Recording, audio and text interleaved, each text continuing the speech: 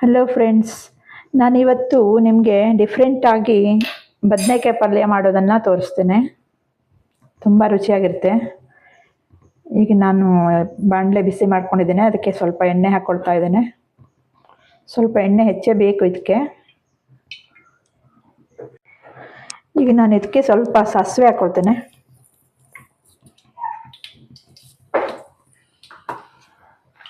ಆಮೇಲೆ ಸ್ವಲ್ಪ ಜೀರಿಗೆ,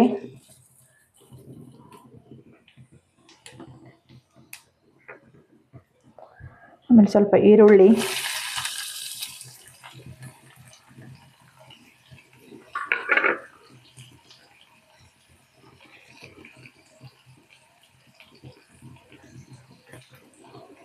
ಸ್ವಲ್ಪ 4 ಎಲೆ ಕರಿಬೇವು ಟೇಸ್ಟಿಗೋಸ್ಕರ,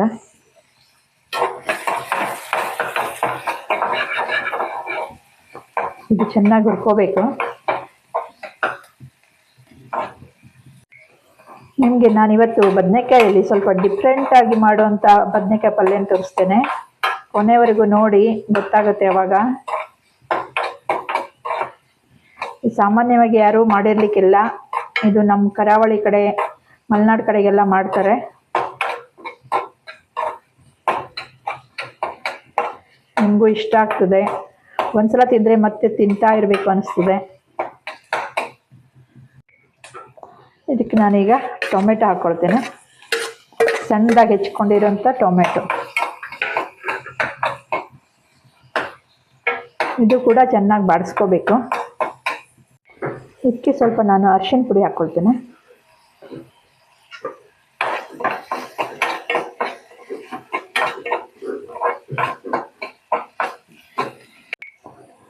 ಈಗ ನಾನು ಬದನೆಕಾಯನ್ನು ತೊಳೆದು ತೆಳ್ಳಗಾಗಿ ಉದ್ದಕ್ಕಾಗಿ ಹೆಚ್ಕೊಂಡಿದ್ದೇನೆ. ಈ ಥರ ಇದನ್ನು ಹಾಕ್ಕೊಳ್ತೇನೆ.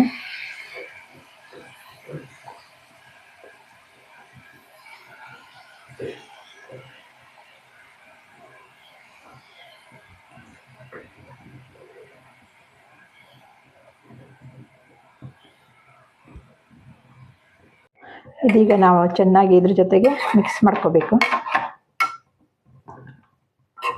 ಪೂರಿ ಸ್ವಲ್ಪ ಸಣ್ಣದಾಗಿ ಇಟ್ಕೊಂಡು ಮಾಡ್ಕೋಬೇಕು, ಒಂದೇ ಸಲ ದೊಡ್ಡದು ಮಾಡ್ಕೋಬಾರ್ದು ಫ್ಲೇಮು.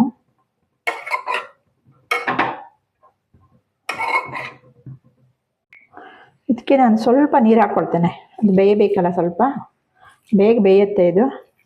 ಇದಕ್ಕೆ ಸ್ವಲ್ಪ ನೀರು ಹಾಕ್ಕೊಳ್ತೇನೆ. ಇದಕ್ಕೆ ಸ್ವಲ್ಪ ಉಪ್ಪು, ರುಚಿ ನೋಡಿಕೊಂಡು ಉಪ್ಪು ಹಾಕ್ಕೋಬೇಕು. ಯಾಕಂದರೆ ಆಮೇಲೆ ಅದು ಸ್ವಲ್ಪ ಕರಗಿಬಿಟ್ಟು ಕಡಿಮೆ ಆಗಿಬಿಡ್ತದೆ. ಮೊದಲಿಗೆ ಹಾಕ್ಕೋಬಾರ್ದು, ಆಮೇಲೆ ನೋಡ್ಕೊಂಡು ಹಾಕ್ಕೋಬೋದು. ಇದೀಗ ಮಿಕ್ಸ್ ಮಾಡಿಕೊಂಡು 1-2 ನಿಮಿಷ ಅದನ್ನು ಸ್ವಲ್ಪ ಬೇಯಲಿಕ್ಕೆ ಬಿಡೋಣ. ನಾನು ಬದನೆಕಾಯಿಗೆ ಹಾಕಬೇಕಂತ ಇರೋ ಇಂಗ್ರೀಡಿಯೆಂಟ್ಸ್ ಇದು ನಿಮಗೆ ಗೊತ್ತಿರ್ಬೋದು. ನಾನ್ ವೆಜ್ ತಿನ್ನೋರಿಗೆಲ್ಲ ಗೊತ್ತಿರುತ್ತೆ. ಇದು ಡ್ರೈ ಫ್ರಾನ್ಸು.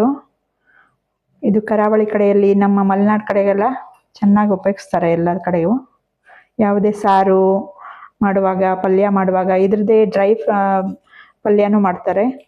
ಈಗ ನಾನು ಇದಕ್ಕೆ ಬದನೆಕಾಯಿಗೆ ಹಾಕ್ತಾ ಇದ್ದೇನೆ. ತುಂಬ ಟೇಸ್ಟಿಯಾಗಿರ್ತದೆ.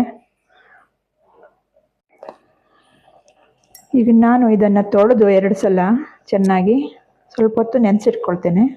ನೆನೆಸಿಟ್ಟು ಹಾಕಿದರೆ ಸಾಫ್ಟಾಗಿ ಬರ್ತದೆ ಬೇಯುವಾಗ. ಈಗ ನಾನು ಇದಕ್ಕೆ ತೊಳೆದು ಇಟ್ಕೊಂಡಿರೋಂಥ ಇದು ಡ್ರೈ ಫ್ರಾನ್ಸನ್ನು ಹಾಕ್ತಾ ಇದ್ದೇನೆ.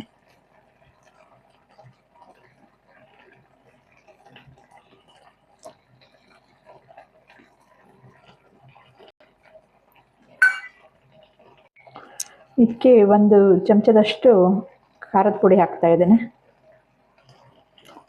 ಹಾಗೆ ಒಂದು ಸಣ್ಣ 1/4 ಸ್ಪೂನಷ್ಟು ಗರಂ ಮಸಾಲೆ ಪೌಡರ್ ಹಾಕ್ತಾ ಇದ್ದೇನೆ. ಇದಕ್ಕೆ ಸ್ವಲ್ಪ ತೆಂಗಿನಕಾಯಿ ಹಾಕೋಣ, ತುರಿದಿದ್ದು. ಈಗ ಎಲ್ಲ ಮಿಕ್ಸ್ ಮಾಡ್ಕೋಬೇಕು.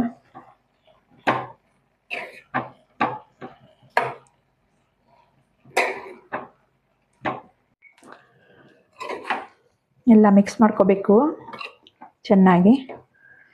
ಇದು ನಮಗೆ ಡ್ರೈ ಫ್ರಾನ್ಸು ಈಗ ಮಳೆಗಾಲದಲ್ಲಿ ನಮಗೆ ಫಿಶ್ ಅವೆಲ್ಲ ಸಿಗೋದಿಲ್ಲ. ಫಿಶ್ ಎಲ್ಲ ತಿನ್ನೋರಿಗೆ ಮಳೆಗಾಲದಲ್ಲಿ ಸಿಗೋದಿಲ್ಲ. ಅದಕ್ಕೋಸ್ಕರ ನಾವು ಈ ಡ್ರೈ ಫ್ರಾನ್ಸು, ಡ್ರೈ ಫಿಶ್ ಎಲ್ಲ ಸ್ಟೋರ್ ಮಾಡಿ ಇಟ್ಕೋತೇವೆ. ಈ ಥರ ನಾವು ತರಕಾರಿ ಜೊತೆಗೂ ಯೂಸ್ ಮಾಡಿ ತಿನ್ಕೋಬೋದು. ಉಪ್ಪು ನೋಡಿ ಹಾಕ್ಕೋಬೇಕಂತ ಹೇಳಿದ್ನಲ್ಲ, ಆವಾಗ ಸ್ವಲ್ಪ ಕಡಿಮೆ ಆಗಿದೆ. ಇವಾಗ ನೋಡಿ, ಈಗ ಉಪ್ಪು ಸ್ವಲ್ಪ ಹಾಕ್ಕೋಬೋದು. ಮೇಲುಗಡೆಯಿಂದ ಸ್ವಲ್ಪ ಕೊತ್ತಂಬರಿ ಸೊಪ್ಪನ್ನು ಹಾಕ್ಕೊಳ್ತೇನೆ.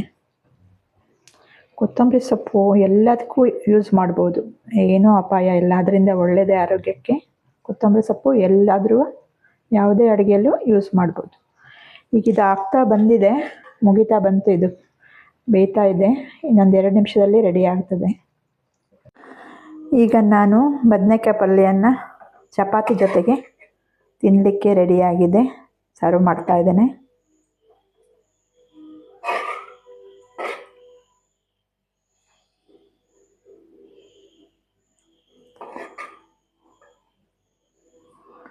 ತುಂಬ ಚೆನ್ನಾಗಿರ್ತದೆ.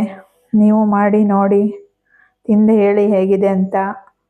ಸ್ಪೆಷಲ್ ಬದನೆಕಾಯಿ ಪಲ್ಯ ಚಪಾತಿ ಜೊತೆಗೆ ತಿನ್ನಲಿಕ್ಕೆ ರೆಡಿಯಾಗಿದೆ. Thank you.